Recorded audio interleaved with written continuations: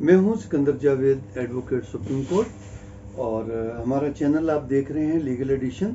सबसे पहले आपसे गुजारिश कि हमारे चैनल को सब्सक्राइब भी करें और वीडियो को दोस्तों के साथ शेयर भी करें। आज हम जो टॉपिक रिकॉर्ड करेंगे वो है चार्ज क्या होता है फौजदारी वकालत में, जिसको फ़र्द जुर्म कहते हैं। फ़र्द जुर्म कब लगती है और कैसे लगती है, आज हम उसका आपको तारुफी खाका देंगे और उसके बाद अगले लेक्चर्स में हम आपको इसकी तफसीलात बताएंगे, इसकी बारीकियां बताएंगे। तो जब भी कोई जुर्म सरजद होता है तो उसकी पहले FIR होती है। FIR होने के बाद उसकी तफ्तीश होती है। तफ्तीश में जो है पुलिस तमाम एविडेंस इकट्ठी करती है और कलेक्शन ऑफ एविडेंस के बाद फिर रिपोर्ट अंडर सेक्शन 173 अदालत में सबमिट करवाती है। जब चालान अदालत में आ जाता है तो अदालत चालान को मुलाहजा करती है, चेक करती है और उसके बाद वो मुल्ज़मान को तमाम ज़रूरी डॉक्यूमेंट्स जो हैं वो 265C के तहत, CRPC के तहत मुल्ज़मान को देते हैं, जिसमें गवाहान के बयान जो 161 के तहत तफ्तीश में लिखे गए थे और बाकी अगर कोई ज़रूरी डॉक्यूमेंट्स हैं वो उनको देती है। और उसके बाद कम से कम 1 हफ्ते का टाइम देती है। ज़्यादा तो दिन दिए जा सकते हैं, लेकिन कम से कम 1 हफ्ते का 7 डेज का टाइम देती है और उसके बाद वो चार्ज फ्रेम करती है। देखें, चार्ज को क्रिमिनल में चार्ज की प्रोविजन है ट्रायल में, और सिविल में इसका मुतबादिल है कि जब हम इशू फ्रेम करते हैं तो उसके बाद फिर इशू फ्रेम के ये पॉइंट्स लीगल या फैक्चुअल तय करेंगे, जबकि फौजदारी वकालत में चार्ज फ्रेम करते हैं कि मुल्ज़मान के खिलाफ ये एलिगेशंस हैं और वो इन दफात के ज़ुमरे में आते हैं। तो जो चार्ज लगाते हैं तो उसमें अदालत ये लिखती है कि आपने फ़लाँ वक्त, फ़लाँ टाइम, फ़लाँ जगह आपने इस जुर्म का इर्तिकाब किया जो कि इस दफ़ा के ज़ुमरे में आता है। तो PPC का सेक्शन लिखना लाजमी है कि वो इस जुर्म के ज़ुमरे में आता है। फिर उसके बाद फिर अगला जुर्म जो करते हैं, अगर एक ही जुर्म है तो एक ही जुर्म का चार्ज लगेगा। अगर एक से ज़्यादा जुर्म है कि उसने किसी को कत्ल भी किया है और उसी अकरंस में कुछ जो हैं गवाहान ज़ख्मी भी हुए हैं और उन्होंने डकैती भी की है, तो फिर 302 का भी चार्ज लगेगा, 324 का भी चार्ज लगेगा और डकैती या चोरी का भी चार्ज लगेगा। तो ये अलग अलग वो वर्डिंग एक ही रहे, मतलब वो सीक्वेंस एक ही रहेगा, लेकिन चार्ज अलग अलग वो डिफाइन करेंगे। आपने फ़लाँ वक्त में बाकी मुल्ज़मों से मिलके या अकेले फ़लाँ वक्त में आपने फ़लाँ शख्स का कत्ल किया जो कि 302 के ज़ुमरे में आता है। फिर उसके बाद नया पैराग्राफ होगा कि आपने इस वक़ूए में फ़लाँ टाइम में उसी वक़ूए की कॉन्सिक्वेंस में या उसकी कंटिन्यूएशन में आपने फ़लाँ बंदों को ज़ख्मी किया जो कि फ़लाँ PPC के फ़लाँ सेक्शन के तहत के ज़ुमरे में आते हैं।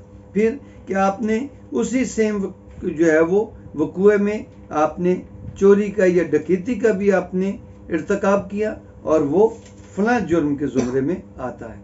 ये सब लिख के फिर आखिर में एक पैराग्राफ लिखते हैं कि ये तमाम जराइम की समाअत का अख्तियार मुझे हासिल है। जज ये लिखता है कि इस अदालत को इस तमाम जराइम की जो समाअत का अख्तियार हासिल है, तो इसलिए मैं आप पे ये फ़र्द जुर्म लगा रहा हूँ और मैं इसकी समाअत करूँगा। फिर उसके बाद वो सवालात लिखता है कि आपने क्या फ़र्द जुर्म सुन लिया है। मुल्ज़िम कहता है हाँ जी मैंने सुन लिया है। क्या आपने समझ लिया है? हाँ जी मैं समझ लिया है। तो आप क्या कहना चाहते हैं? अगर वो मुल्ज़िम कहता है कि हाँ जी मैंने ये जुर्म किया है, इक़बाल जुर्म, कोई एविडेंस की ज़रूरत नहीं, अदालत उसकी इक़बाल जुर्म पे सज़ा भी दे सकती है। और अगर वो फ़र्ज़ करें इक़बाल जुर्म कर लेता है, अदालत मुतमईन नहीं होती कि यार ये किसी मजबूरी में इक़बाल जुर्म कर रहा है, फिर वो एविडेंस भी ले सकती है, करॉबोरेट करेगी उसके इक़बाल जुर्म को कि क्या इसने किसी प्रेशर में आके या किसी भी कैफियत में कहीं इसने ज़बरदस्ती तो नहीं, अपनी अगर आज़ादाना रजामंदी से इक़बाल जुर्म किया है फिर तो ठीक है। जैसे मजिस्ट्रेट के पास ड्यूरिंग इन्वेस्टिगेशन पुलिस के दबाव में आके इकबाल जुर्म कर लेते हैं, लेकिन बाद में मुकर जाते हैं। तो अदालत कहती है रजाकाराना होना चाहिए। तो अगर ट्रायल में भी वो इकबाल जुर्म कर लेता है, ये 364 सीआरपीसी के जुमरे में आता है, और जो तफ्तीश के दौरान वो इकबाल जुर्म करता है वो 164 सीआरपीसी के जुमरे में आता है। तो बहरहाल हम वापस चार्ज पे आते हैं। तो चार्ज लगेंगे 265 डी जो है ट्रायल का जो सेक्शन है सीआरपीसी, उसमें वो कहते हैं कि अगर तमाम डॉक्यूमेंट्स देख के अदालत इस नतीजे पे पहुंचती है कि चार्ज फ्रेम किया जाए तो वो चार्ज फ्रेम करेगी। लेकिन चार्ज फ्रेम करने के लिए फिर अलग सेक्शन चैप्टर पूरा दिया हुआ है, चैप्टर 19 है ये, of the charge, form of charge, कि चार्ज कैसे ऑफेंसेस के तहत लगेगा और उस चार्ज फ्रेम करने का तरीकाकार क्या होगा, उसका फॉर्मेट क्या होगा। फॉर्म मीन कोई छपा छपाया फॉर्म नहीं होता, उसका फॉर्मेट क्या होगा, फॉर्म से मुराद उसका फॉर्मेट क्या होगा। ज्वाइंट चार्ज होता है, बाज़ एक से ज्यादा मुलजिम होते हैं तो ज्वाइंट, अकेला मुलजिम है तो सिंगल, बाज़ एक जुर्म होता है और बाज़ एक से ज्यादा जुर्म होते हैं। अब अगर कुछ मुलजिमों ने तो कत्ल किया है, बाकियों का तो उनको पता ही कोई नहीं था, तो जिनने कत्ल करके भाग गए कुछ मुलजिम और बाकी जो बच गए कुछ वहीं पर रह गए, तो उन्होंने डकैती भी की और बाकियों को जख्मी भी किया, किसी औरत के साथ रेप भी किया।